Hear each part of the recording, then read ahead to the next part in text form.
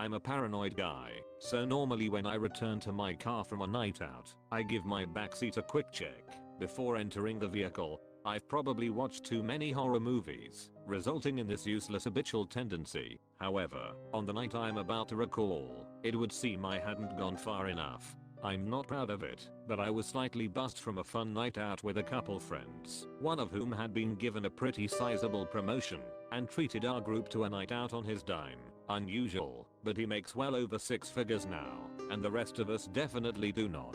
I drive a 96 Fiji Prism. It has manual locks, and, despite my paranoia, I'm also lazy, so I leave my completely empty car unlocked. Not the smartest move in retrospect, but I'm not the smartest guy. I got to my car and my usual inspection for homeless / crackhead / unhinged psychopaths began.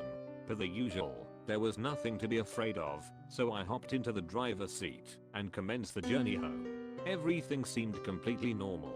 I guess that's why they call it a surprise, but I still am unnerved by how standard that entire day had gone, up until those moments after the bar. I was singing along to some music off of Spotify, waiting at a red light just a couple miles from my apartment, when I heard a click from my backseat, followed by the sound of the backrest dropping down to the seat cushion.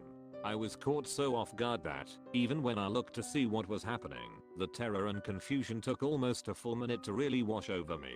A mess of filthy dark colored hair protruded from the small opening that led to my trunk, followed by a horrifically skinny body and tattered clothes. She smelled like old piss and sweat, a scent that amazingly hadn't penetrated the car until she emerged from the trunk space. Please, please, please, keep driving.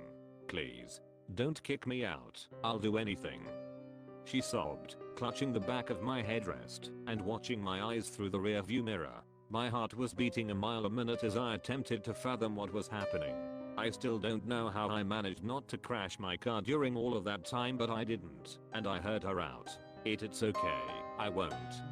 I promised her. Thank you so much, you're saving my life, she said, tears pouring from her eyes. I continued to reassure her as she cried manically for some time. I even drove past my home, so as not to arouse fear in her. What happened to you? How can I help? Her small hands trembled as she wiped at her eyes. She's freaking crazy, she mumbled through her sobs. Who is?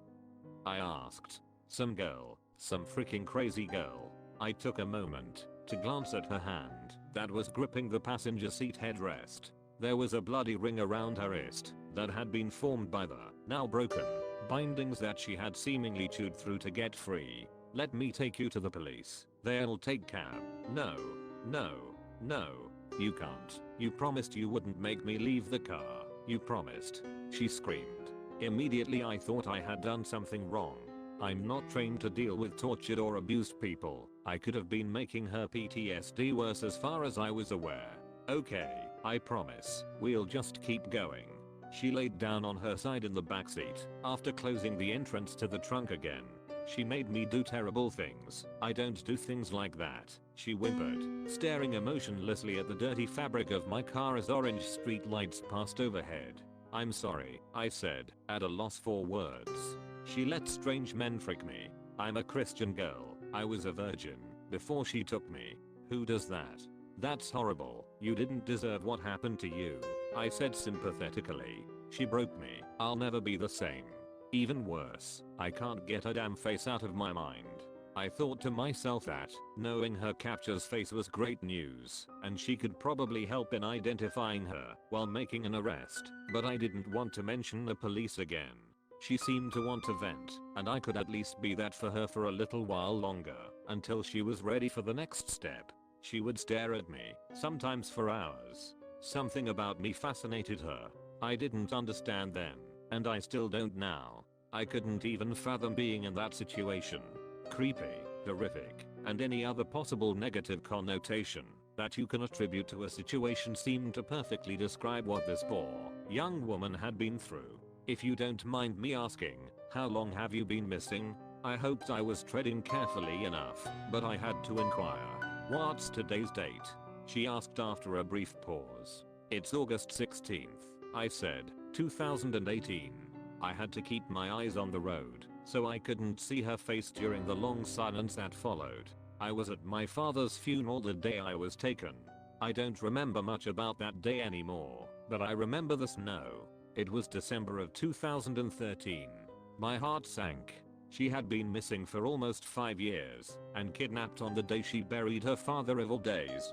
You're safe now, okay? What happened to you was deplorable, but you will get through this. Do you understand? You're kind, she said. What's your name? I'm Ryan.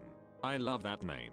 The tone in her voice seemed to change. Maybe it was shock on my part, or maybe I'm simply naive, but I had assumed that her trauma, after 5 years in captivity, was messing with the wiring in her head. I had taken a long road that I knew to be away from too much traffic, as I thought that would help ease her panic.